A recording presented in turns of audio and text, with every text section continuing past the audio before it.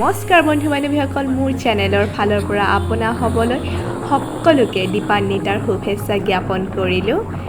আৰু এই পোহৰৰ দৰে আমাৰো জীৱনবোৰ এনেদৰে ৰঙীন হৈ পৰক তাৰে মই কামনা কৰিলোঁ।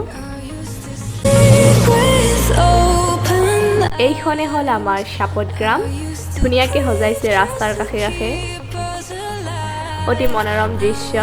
এয়াই হ'ল পোহৰৰ উৎসৱ।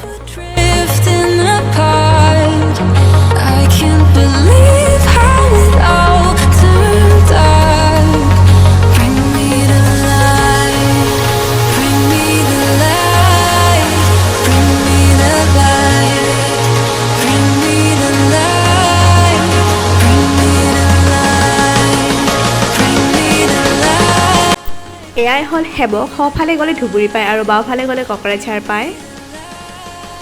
ৰাস্তাটো ইয়াতে দুভাগ হৈছে।